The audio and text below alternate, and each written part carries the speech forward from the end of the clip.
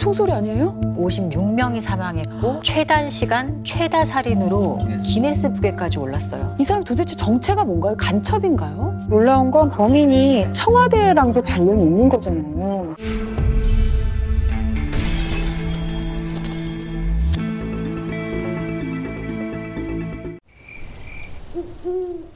캄캄하게 어둠이 내려앉은 밤이었습니다. 경남 의령군 국류면의 한 시골 마을에 벼랑간 이상한 소리가 울려 퍼졌습니다.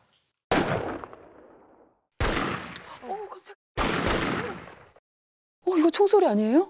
난데없는 총성에 마을 주민들이 깜짝 놀랐습니다. 일부 주민들은 잘못 들었나? 그렇게 생각을 했대요. 그런데 총소리가 한두 발에서 그치지 않았습니다. 밤 9시 훌쩍 지난 시간이었습니다. 그날 동네 친구 집에 모여 있었습니다. 옛날 집들은 이 화장실이 집 밖에 다 있었습니다. 근데 한 친구가 화장실에 다녀오더니 총소리가 억수로 난다 하길래 제가 무슨 총소리 하고 들어봤더니 잠시 후에 진짜 총소리가 탕탕 들렸습니다. 총소리라는 것을 안 순간 혼비백산에서 집 밖으로 다 뛰쳐나왔습니다. 또랑 옆 숯불에 숨었습니다. 그런데 잠시 후에 군복 같은 옷을 입고 한 남성이 저벅저벅 나타났습니다.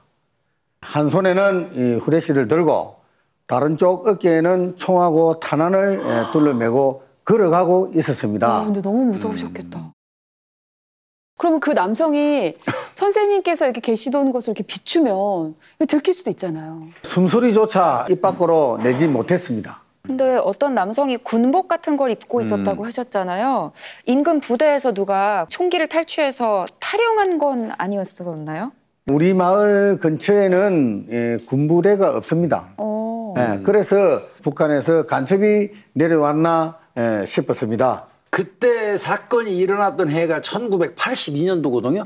근데 82년도만 해도 우리나라에 뭐 한 달에 한두 번꼴로 북한에서 이제 간첩이 내려오기도 하고 그랬었거든요. 혹시 이 문구 기억합니까? 범죄 신고는 112, 화재 신고는 119, 하나 더 있어요. 언제나 경계심을 갖고 수상한 사람을 발견했을 때는 전화 113번으로 신고합시다. 뉴스에서도 본 기억이 나요. 꼭 외우라고 교육받았을 정도로 그 당시에는 간첩이 좀 많았고요. 정말 그 당시에 간첩이 내려오면 굉장히 위험한 존재였죠. 당시에 북한을 선전하는 전단지, 이걸 이제 삐라라고 하는데요. 네, 예. 이 삐라를 주워서 경찰서로 가지고 가면 뭐 책받침, 뭐 자학, 뭐 공책 뭐 이런 것들을 주는 그런 시기가 있었습니다. 마을에서 총을 쏜 이 남성이 정말 간첩이었을까요? 3, 40분 정도 숯불에 더 있으니 마을이 잠잠해졌습니다. 그 틈을 타서 급하게 집으로 달려갔습니다. 그런데 옆집 아줌매가 저를 불러 세우더니 너네 집 대문 앞에 누가 누워있더라. 너무 놀라서 집에 가보니까 저희 어머니가 마당에 총을 맞고 누워 있었습니다. 그리고 20살이었던 제 동생도 총에 맞아 이미 숨을 거둔 뒤였습니다. 저와 아버지는 집에 없었고 막내 동생은 다른 방에 자고 있었기 때문에 목숨을 구할 수 있었습니다. 뭐 지금 담담하게 말씀하시긴 하시지만 참 그 고통을 가늠하기 굉장히 어려웠을 것 같아요. 이게 꿈인가 생시인가 싶었습니다. 전쟁 영화 속에서 시기도 했습니다. 그냥 빨리 간첩 신고를 해야겠다는 생각만 절실했습니다. 간첩으로 본 거예요.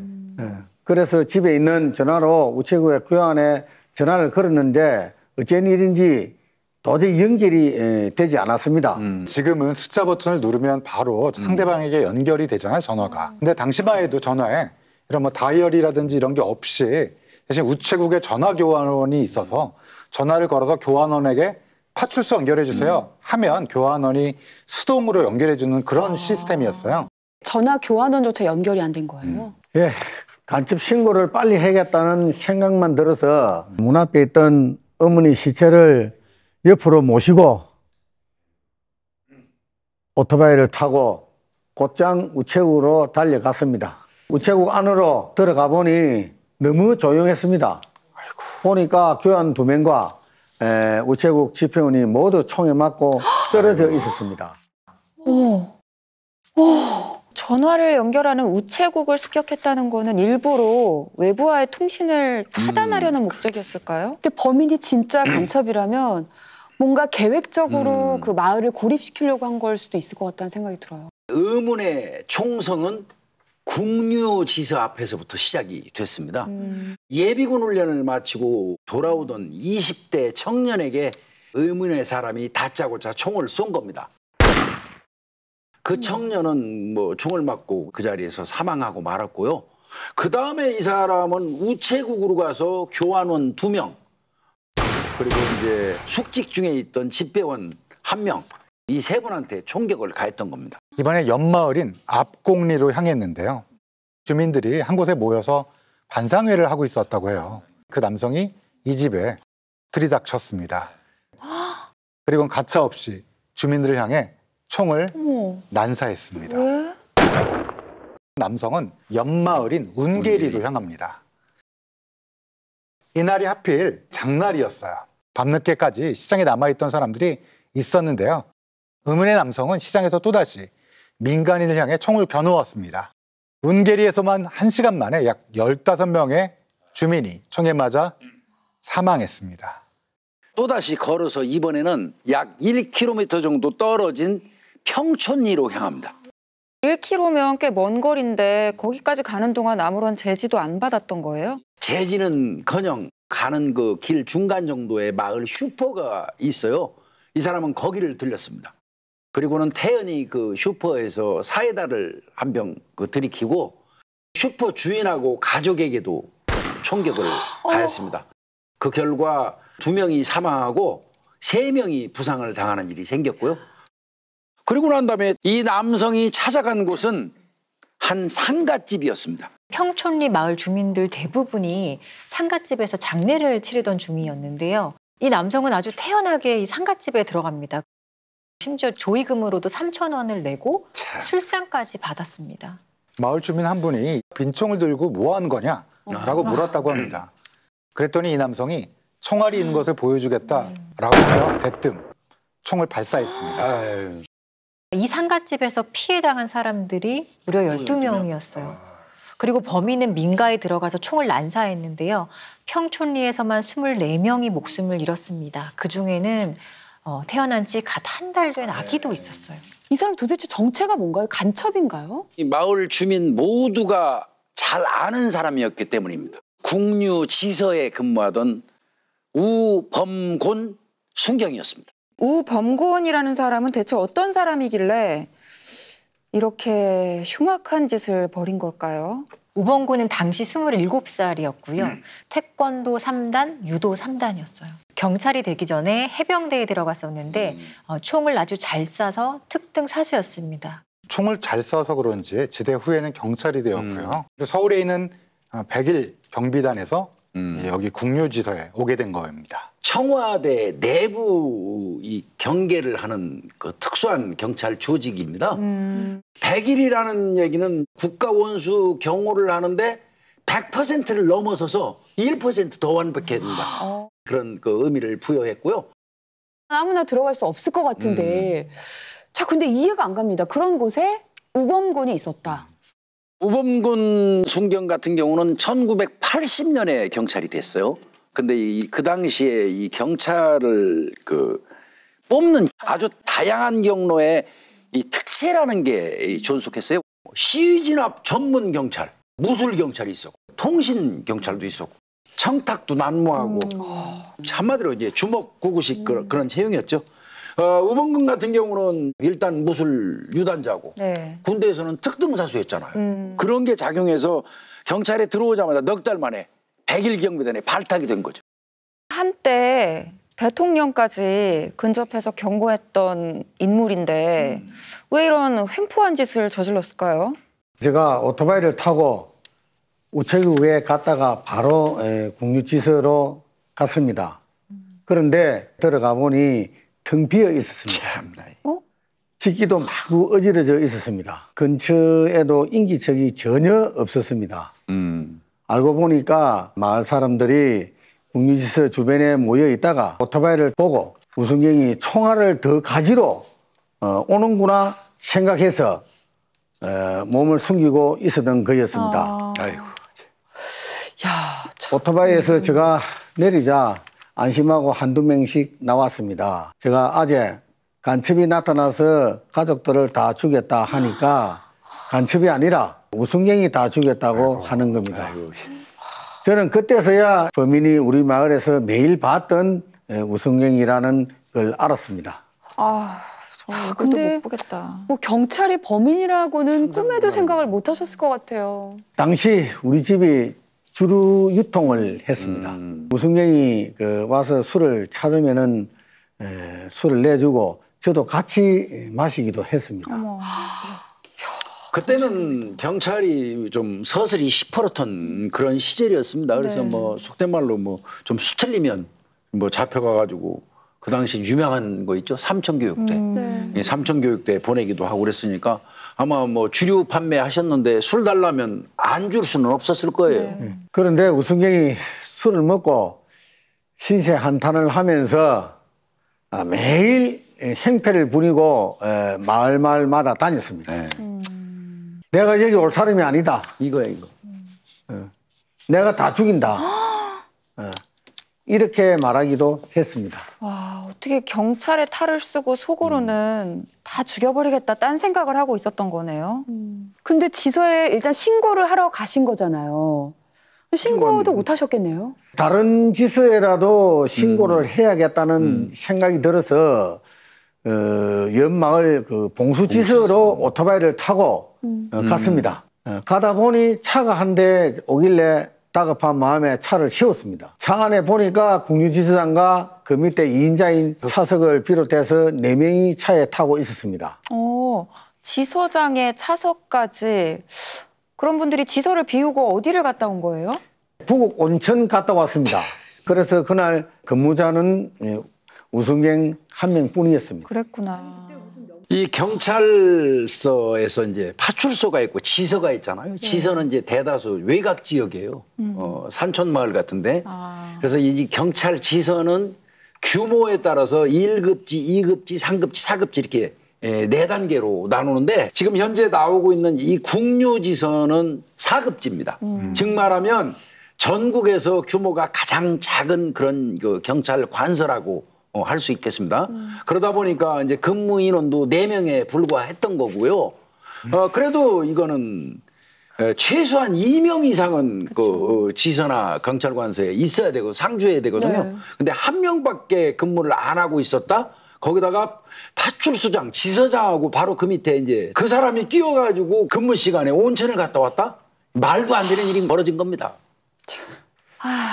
제가 국유지서장에게 우승경이 마을 사람 다 죽이고 다닌다 했더니 쓸데없는 소리 하지 마라. 참, 안 니 믿어. 인마 술 먹었나?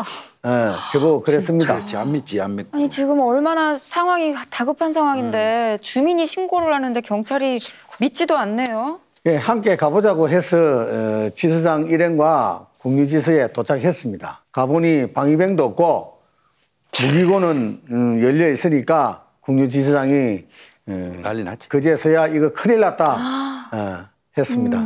이제라도 빨리 우범군을 잡아야죠. 밤 10시 10분경 국유지서장과 다른 경찰들이 카이빈 소총을 소지하고 국유지서 밖으로 나갔어요. 네. 그런데 경찰이 잡으라는 우범군은 안 잡고 저하고 같이 국유지서 옆에 숨어서 동정만 살펴보고 있었습니다. 무서워서. 11시 50분까지 은신하고 있었습니다. 그럼 거의 2시간을 그렇게 숨어 있었던 거네요. 예. 아니 지금 온 마을이 초토화되고 있는데 경찰이 숨어 있었다고요? 사실 이미 밤 10시경에 마을 주민 한 분이 다른 마을 우체국으로 가서 의령경찰서에 신고를 해달라고 했어요. 근데 그때 바로 출동했더라도 1시간 안에 마을로 올 수 있었어요. 그런데 바로 출동하지 못했습니다. 왜요? 총기 사건이니까 무장하고 출동해야 하는데요. 무기고 열쇠를 관리하는 담당자가 술 마시러 나가버렸던 거예요. 이 시대는 도대체 어떤 시대예요? 술 마시러 가고 온천 가고 지금. 그 관리자를 찾아갖고 무기고 열쇠를 받은 뒤에 무기고를 열고 출동하는데 40분이 걸렸어요. 결국 사고가 난 마을에는 밤 12시 10분이 돼서야 도착했습니다. 총체적 난국이네요. 이게 어떤 면에서 보면 80년대 대한민국 경찰의 모습일지도 모르겠습니다. 뭐 근무 시간에 그냥 관내에서 막걸리나 마시고 다니고 그래서 막걸리 순사란 말도 돌았잖아요. 막걸리 순사. 밤 12시 10분경이면은 우범권이 팽촌리에 있는 상가집에 있을 때였습니다. 진짜 이게 나중에 들으니 그때 마을에서 빠져나온 팽촌리 이장과 주민이 헐레벌떡 뛰어서 신고하러 갔다고 합니다. 중간에 출동했던 어린 경찰을 만나서 빨리 팽촌리로 가자고 했습니다. 그런데 경찰은 밤이라 진입을 못한다고 했다는 겁니다. 근데 왜 밤이라 진입을 못하나요? 이게 피해를 막으려면 무조건 빨리 가야 될 것 같은데요. 당시 우범군의 총성은 1시 30분쯤 멈췄는데요. 경찰은 새벽 3시 30분이 돼서야 마을로 진입했습니다. 그러니까 총성이 사라진 지 2시간이 지나서야 마을로 들어갔네요.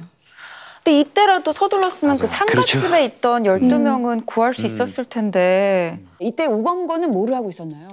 상가집에서 나왔죠. 사람을 살상하고 나와서 길을 걸어가다가 마을 어귀에서 누군가를 만나요. 마을 청년 서모 씨였어요. 이상한 총소리가 그치지 않으니까 신고하러 나섰다가 우범건이를 만난 거예요. 마을에서 현재 무슨 일이 일어나는지를 전혀 모르고 있던 상태였습니다. 서 씨가 우범건에게 이게 대체 무슨 일이냐? 총소리가 계속 난다. 이렇게 물으니까 우범건이 이렇게 말했답니다. 간첩이 나타났어. 집 비상이야. 빨리 너희 집으로 가자. 내가 지켜줄게. 우범근은 주민들 여러 명을 이제 모아요. 그래가지고 서 씨 집으로 갑니다. 불길해요. 주민들을 인질로 삼기 시작한 거라고 볼 수 있어요. 그 사이에 새벽 3시 30분이 됐고 의령경찰서 경찰이 마을로 진입을 시작했는데요. 새벽 5시가 돼서야 우범근이가 서 씨 집에 있다는 것을 파악하게 됩니다. 새벽 5시 35분경 서 씨 집 밖에서 확성기 소리가 울렸습니다. 우순경 너는 포위됐다. 인질로 잡힌 사람들이 있는데 확성기로 되고 너는 포위됐다 하면 어떡하라는 거예요? 자극시키는 거지. 우범근이 이미 여러 사람을 살해한 상태이기 때문에 막장이란 말이에요. 막장. 그리고 현재 인질이 있는 상태란 말이에요. 이 상태에서 너는 포위됐다고 하면 우범근이가 어떤 선택을 하겠습니까? 다 죽는 거 아니에요? 우순경 너는 포위됐다. 이 소리를 듣고 한 명이 집 밖으로 나가려 문을 열었는데요. 그런데 이때 우범곤이 무기고에서 탈취했던 수류탄을 던졌습니다. 수류탄이 이제 아마 문틀 위쪽에다 맞고 떨어지면서 폭발한 것 같습니다. 결국 방에 있던 4명이 사망을 했고요. 우범근 본인도 사망을 하게 된 겁니다. 우범곤이 총을 쏘며 다닌 공포의 8시간 동안 마을 주민 56명이 사망했고 정말 많이 죽었구나. 34명이 부상당했습니다. 최단 시간 최다 살인으로 기네스북에까지 올랐어요. 이 순간적인 화 때문에 이렇게 많은 사람을 살해할 수가 있는 건가요? 심지어 우범곤 같은 경우는 대통령을 경호하는 100일 경비단에도 있었잖아요. 100일 경비단이 승진이 보장되는 자리라 경찰들이 선망하는 자리였다고 합니다. 사실 그 순경으로 입직해가지고 경사까지 계급장을 다르려면 아무리 빨라도 막 10년 이상 뭐 이런데 100일 경비단에 만약에 근무를 하게 되면 한 4년 만에도 경사를 다룰 수 있고요. 특히 당시 대통령이 전두환이었잖아요. 막강한 권력을 가진 대통령을 경호하는 자리인 만큼 우범곤의 어깨에도 힘이 들어가 있었을 거라고 보입니다. 결국은 문제를 일으켜서 좌천됐잖아요. 우범곤의 그 자존감이 좀 많이 떨어져 있는 상태였을 것 같기도 해요. 사실 분노 조절 장애는 공식적인 질환의 진단명은 아닙니다. 여러 가지 질환 중에서 특히 이제 분노 조절이 안 되는 증상을 말하는 건데요. 반사회적 성격 장애가 있는 사람한테 특징적으로 나타날 수가 있습니다. 반사회적 성격 장애요? 네, 모든 사람이 이제 불만을 가진다고 그리고 화가 난다고 해서 사람을 죽이는 끔찍한 일을 이제 저지르진 않잖아요. 물론 화가 나면 혼자서 이제 폭발하거나 그런 순간이 있을 수는 있습니다. 그런데 이렇게 무차별 살인에 이르렀다는 건 우범곤의 성격 기저에 반사회적인 성격의 경향이 강하게 깔려 있다고 보여집니다. 어떤 점에서 그런 성향이 보이는 걸까요? 반사회적 성향이 강한 사람들은 타인에게 공감하지 않고 본인이 원하는 대로 되지 않으면 불같이 화를 내는 경향이 있습니다. 그리고 이제 자신을 사회나 주변에 맞추기보다는 다른 사람들이 자신에게 맞추기를 원합니다. 예를 들어보면 횡단보도를 건너려는데 신호등이 빨간불이면 어떻게 하시나요? 초록불 될 때까지 기다려야죠. 네. 그런데 반사회적 성격 장애가 있는 사람의 경우에는 빨간불이라도 그냥 횡단보도를 건너버리는 이제 행동의 형태를 맞아, 보입니다. 이런 사람들이 있어. 사회의 규칙을 지키려는 노력을 이제 굳이 하지 않는 거죠. 사고가 생기든 말든 상관없고 사회 안정성을 크게 생각하지 않고 살기 때문입니다. 자신이 원하는 대로 되지 않을 때 참으려는 노력 자체를 하지 않습니다. 그래서 화를 많이 내고 폭력적인 모습을 보이게 됩니다. 특히 우범고는 범행 당시에 무차별 총격을 가한 것이 아니라 조준하고 사격해서 사람들을 살해했잖아요. 이것은 사회에 대한 악한 감정을 가지고 스스로 사회를 해치고자 한 명확한 의도가 있는 행동으로 생각이 됩니다. 야, 근데 사회를 해치고자 한 사람이 경찰이었다라는 게 저는 말이 안 된다고 생각이 듭니다. 심지어 우범곤 같은 경우는 대통령을 경호하는 그 101, 101 경비단에도 있었잖아요. 지금은 이제 시험 볼 때 경찰 심리 검사 다 해요. 그래서 뭐 경찰에 이 사람이 적합한지 여부를 따져보는 거죠. 그런데 우범근이 경찰에 들어올 때 1980년도에 그때는 아까도 말씀드린 것처럼 주먹구구식으로 채용이 됐고요. 그때 이제 우범근이가 운 좋게 종잘 쏘는 거 하나로 경찰이 된 것 같습니다. 야, 근데 시골로 자천됐지 그렇죠. 여자친구 집에선 결혼도 반대하지. 우범곤의 그 자존감이 좀 많이 떨어져 있는 상태였을 것 같기도 해요. 네, 우범고는 학창 시절에 공부하는 데 취미가 없었다고 합니다. 65명 중에 63등을 했고요. 고등학교 때 이제 결석도 20일 넘게 했다고 합니다. 그래서 겨우 전문대에 들어갔지만 졸업은 하지 못했습니다. 뭐 공부가 인생의 다는 아니다라고 저도 생각을 하긴 하는데 열등생에 더 가까웠다라고 볼 수 있는 거죠. 아마 군대에서부터가 우범권 인생의 황금기가 아니었을까 싶은데요. 사격을 잘해서 특등 사수도 됐고 제대 후에는 이제 경찰도 됐고 대통령 경호도 맡았죠. 그리고 아마 101 경비단에서 좌천되면서 내리막이 시작이 된 거죠. 그런데 자기 잘못은 생각을 하지 않았습니다. 사회가 자신에게 잘못했다고 생각을 합니다. 실제로 우범곤이 내가 여기 있을 사람이 아닌데 내가 왜 여기까지 왔냐. 다 내 손으로 죽여버릴 거다라는 말을 하기도 했잖아요. 아유. 자신을 좌천시킨 101 경비단이나 아니면 경찰을 향해서 분노를 표출을 하지. 왜 분노의 대상이 마을 주민들이었을까요? 우범곤의 경우 술에 취한 상황에서 감정 조절이 격해지고 분노가 폭발했는데요. 모든 불만을 타인에게 돌리게 된 것이죠. 가장 가까이에 있는 사람들이자 가장 약자인 주민들을 향해 분노를 표출한 것으로 보입니다. 아, 힘없는 사람들에게.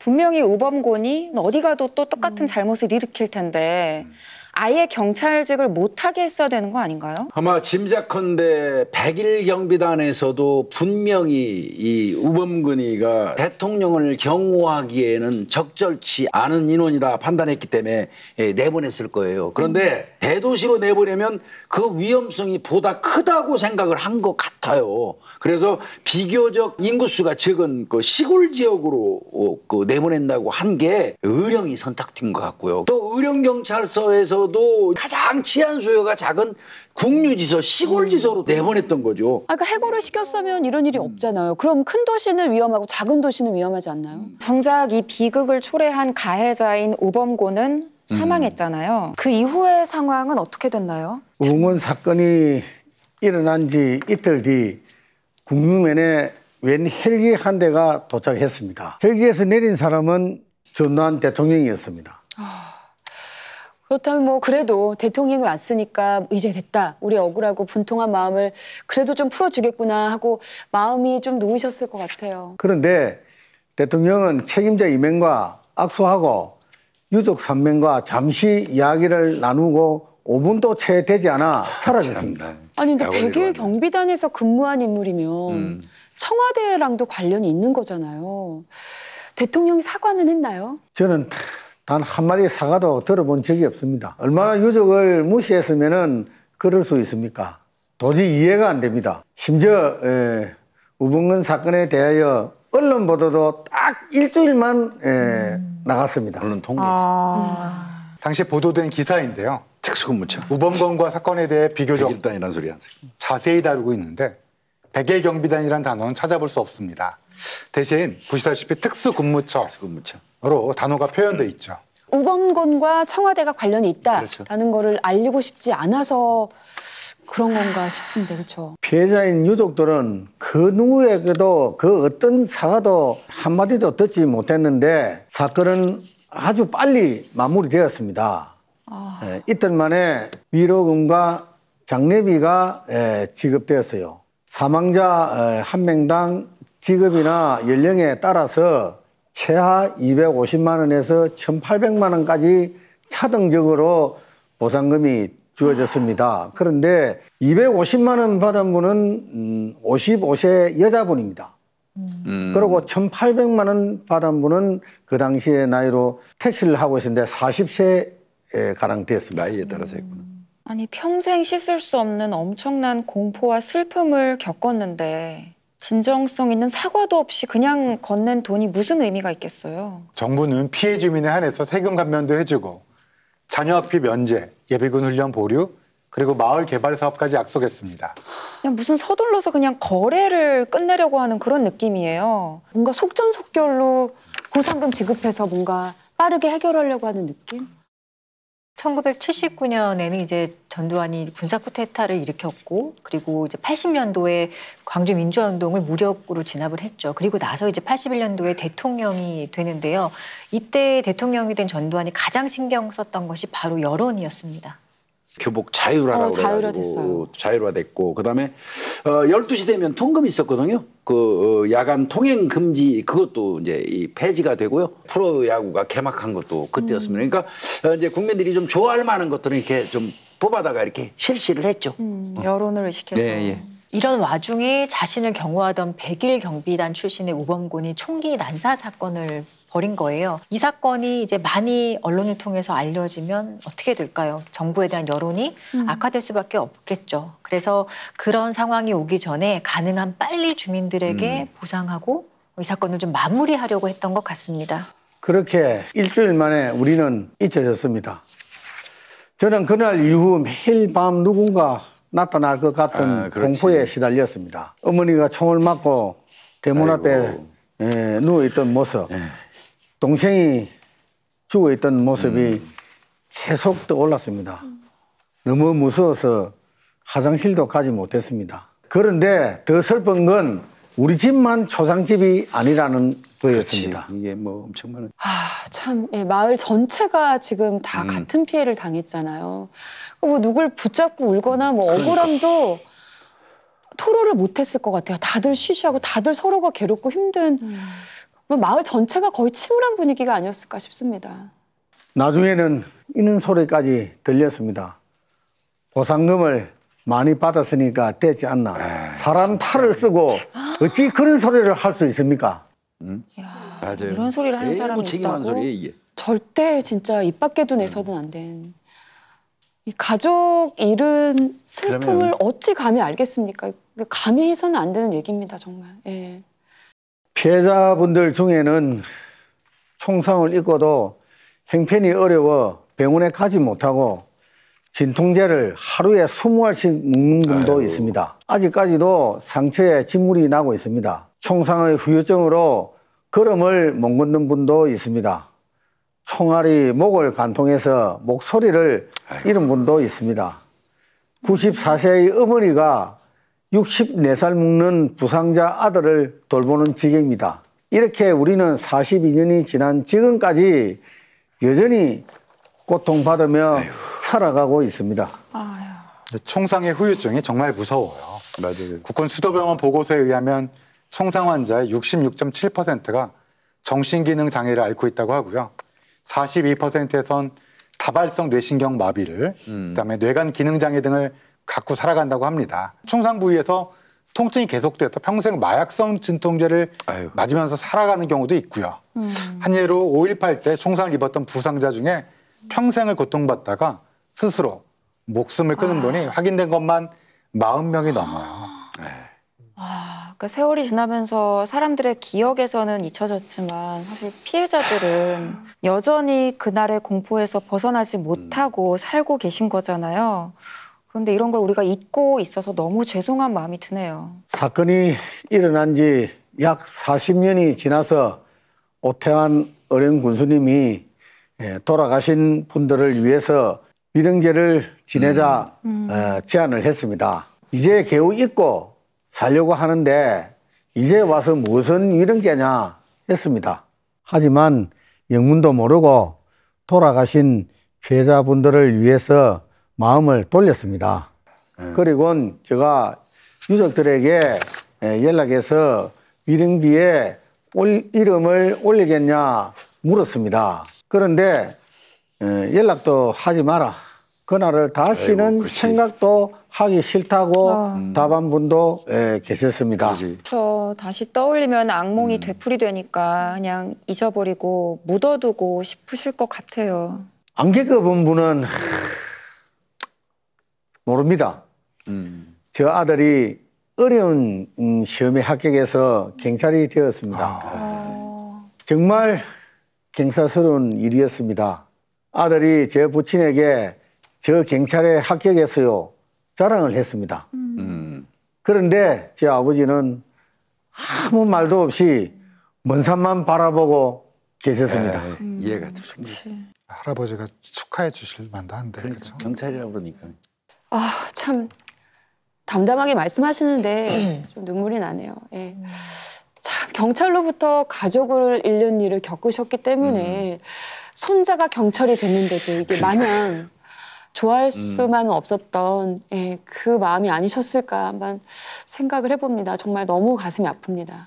국가가 이 사건을 숨기고 빨리 묻어버리는 거에만 급급했기 때문에 이 유가족과 피해를 입은 생존자분들의 상처가 아직까지도 계속되고 치유되고 있지 못하는 것 같습니다. 그러니까 절대로 참사가 일어나지 말아야 되지만 종종 일어나잖아요. 근데 그럴 때마다 사건에 대한 진상도 물론 밝혀야 하지만 이 살아남은 생존자들의 트라우마와 또 심리적인 상처 치유가 꼭 필요할 것 같아요.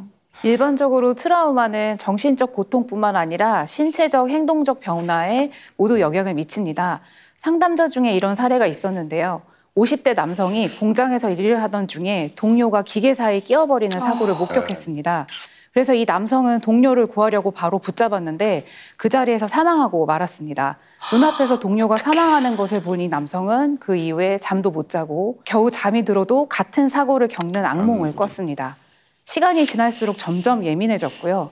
주변에서 위로한다고 사고에 대해서 물으니까 더 이상 대답하고 싶지 않다. 그냥 잊고 싶다. 그런데 잊지 못하는 게 너무 답답하다. 이렇게 얘기했습니다. 그렇지. 그 생각하면 너무 괴롭고 끔찍하니까 회피하게 되는 거잖아요. 자, 그러면 우범건 사건의 피해자들도 지금 비슷한 걸까요? 끔찍한 사건을 겪은 피해자들이 가장 힘들어하는 것이 있습니다. 바로 그 경험을 다시 기억해내는 것입니다. 당시 겪었던 감정을 재경험하기 때문인데요.